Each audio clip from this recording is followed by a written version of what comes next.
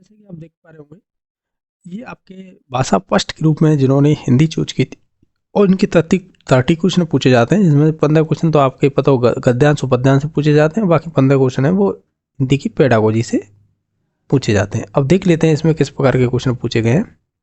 आपको एक गद्यांश दे रखा है और इससे संबंधित ये क्वेश्चन है। अब देख लेते हैं कौन से सही हो सकते हैं इसमें से आंसर। तो आप गद्यांश आपने देख लिया होगा, अब राइटली हम देख लेते हैं जो क्वेश्चन सही इनके आंसर क्या हो सकते हैं। तो आप विधान में अगर एक प्रत्यय लगाएंगे तो वो वैधानिक बनेगा, ठीक है। और अगर यहाँ पे विचार होता तो वैचारिक बन जाता, इस प्रकार विधान है तो वैधानिक। और गद्यांश में मनुष्य के लिए सबसे महत्वपूर्ण क्या है, अगर हम इसे देखें तो इसमें से हो जाएगा इसका ऑप्शन नंबर देखा जाए, हम 92 नंबर क्वेश्चन देख रहे हैं ना, मनुष्य के लिए सर्वाधिक महत्वपूर्ण क्या हुआ, तो इसमें से हो जाएगा जो अपने विचार भावों की पवित्रता। तो ऑप्शन नंबर इसका 4 सही हो जाएगा। इसके बाद नेक्स्ट क्वेश्चन नंबर देखें, आंतरिक स्वच्छता से तात्पर्य क्या होता है। हम कहेंगे जो मन के बुरे भावों को दूर करना, तो ऑप्शन नंबर 1 सही हो जाएगा। बुनियादी आवश्यकता क्या थी, बाहरी भीतरी स्वच्छता का निर्मल होना, तो ऑप्शन नंबर 2 सही हो जाएगा। समूह से भिन्न कौन सा है, तो वो आपका स्वच्छ होगा, क्योंकि निर्मलता, सम्मान और स्वच्छता इनके आप कह सकते हैं गद्यांश में बात कही गई थी। बाकी है आंतरिक स्वच्छता से संबंधित नहीं है, तो क्वेश्चन नंबर 96 का हो जाएगा वो शिक्षा। बुनियादी में कौन सा प्रत्यय है, तो इसमें ऑप्शन नंबर 2 सही हो जाएगा, ई प्रत्यय है। बाकी है विशेषण विशेष्य से संबंधित नहीं है, तो वो शिक्षा और पर्यावरण हो जाएगा, तो ऑप्शन नंबर 2 सही हो जाएगा। अब इसमें एक ये पूछा था इसका आशय क्या होता है, बाह्य स्वच्छता का मूल आधार आंतरिक स्वच्छता होती है, तो इसको आपको बताना था इसका आशय क्या है। तो हम कहेंगे ये आशय होगा बाहरी स्वच्छता पर भीतरी स्वच्छता आधारित होती है, तो ऑप्शन नंबर इसका 2 सही हो जाएगा।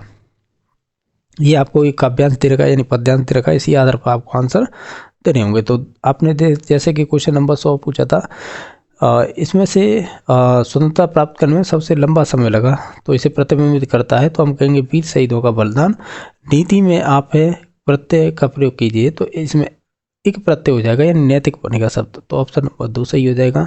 देश की स्वतंत्रता के लिए तो हम कहेंगे अपने जीवन की आहुति दे दी थी, तो ऑप्शन नंबर 1 सही हो जाएगा। क्वेश्चन नंबर 103 आज़ादी मिलने का श्रेय किसको जाता है, तो वीरों के बलिदान को।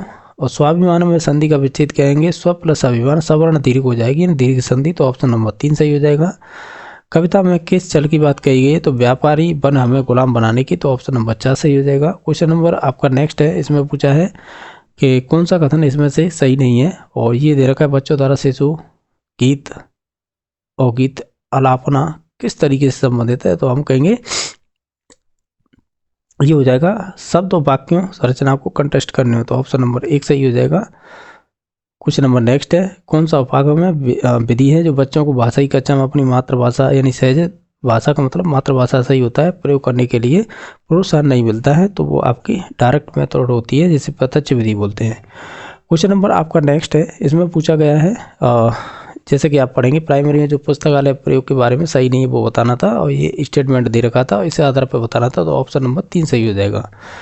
क्वेश्चन नंबर आपका नेक्स्ट है, इसमें पूछा था कि साक्षरता शिक्षण अधिगम उपागम अक्षरों और कह सकते हैं ध्वनि के संबंध में बल देता है, तो वो आपका ध्वनि विज्ञान निर्देश देगा, तो ऑप्शन नंबर 3 सही हो जाएगा। ये कक्षा 5 के लिए ये कहती है, ये स्टेटमेंट दे रखा था, और इसमें से लेखन का कौन सा चरण है, तो हम कहेंगे प्रूफ रीडिंग का है, तो ऑप्शन नंबर 2 सही हो जाएगा।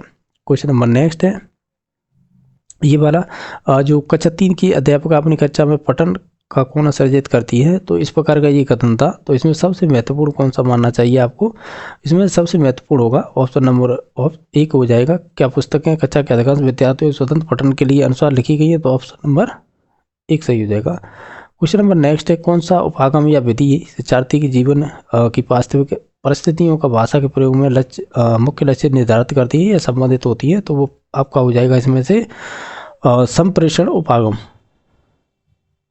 तो ऑप्शन नंबर 1 सही हो जाएगा। बाकी ये इसमें आएगा आपका ये वाला है ना, कक्षा 3 के अध्यापक ने अपने बच्चे से कहा कि अपने सहपाठियों से सकना शब्द का प्रयोग करने की योग्यता है, संबंधित 5 प्रश्न पूछे जैसे कि क्या तुम तैर सकते हो, इस गतिविधि के प्राय से लिए कहेंगे इसे मौखिक प्रवाह अभ्यास, तो ऑप्शन नंबर लास्ट सही हो जाएगा यानी 4 नंबर। और क्वेश्चन नंबर 114वां है, वो इस प्रकार पूछा है कि इसमें से कौन सा कथन सही नहीं है वो बताना है, व्याकरण शिक्षण को प्रभावशाली बनाने या पढ़ाने के बारे में सही नहीं है वो बताना है, तो ऑप्शन नंबर 3 सही हो जाएगा।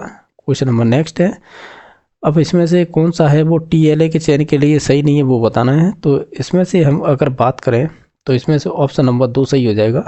नेक्स्ट क्वेश्चन नंबर की बात करें 16वां, इसमें अध्यापिका ने शिक्षार्थी अपने सहपाठियों से अपनी अभ्यास पुस्तिका की अदला बदली का सोचने के लिए कार्य उद्देश्य दिया है, तो कैसा कार्य होगा ये? तो हम कहेंगे ये सहपाठी के काम की जांच के कौशल का विकसित करता है, तो ऑप्शन नंबर 3 सही हो जाएगा। क्वेश्चन नंबर नेक्स्ट है कि बुनियादी चरण की अवस्था वाले बच्चे अधिगम में तब कहीं अधिक संलग्न होते हैं जब क्या होते हैं, वे अपनी इंद्रियों से सीखते हैं, तो ऑप्शन नंबर 1 सही हो जाएगा। क्वेश्चन नंबर नेक्स्ट है बुनियादी चरण में पाठ्यपुस्तक अभिकल्पना का नहीं है, इसमें से वो चूज करना है, तो वो हो जाएगी तकनीकी सिद्धांत। क्वेश्चन नंबर 119वां था, इसमें पूछा था कि जो भी है जो राष्ट्रीय पाठ्यचर्या की रूपरेखा NCF 2005 की बात कर रहा है, ये कथन दे रखा था, तो इसमें से कौन सा है वो सृजित किया जा सकता है, तो हम कहेंगे विकास के विभिन्न आयामों बच्चों के कार्य का प्रदर्शन करके, तो ऑप्शन नंबर 2 सही हो जाएगा। क्वेश्चन नंबर लास्ट है साक्षरता अर्जित करने में किसी की निपुणता यानी मास्टरी होनी चाहिए, तो वो कोडिंग और भाषा अवबोधन, ऑप्शन नंबर 2 सही हो जाएगा। सॉरी 2 नहीं होगा, इसका ऑप्शन नंबर 3 सही होगा, यानी हम कहेंगे सटीकता एवं ध्वन्यात्मक बोध। ठीक है, तो ऑप्शन नंबर इसका 3 सही हो जाएगा।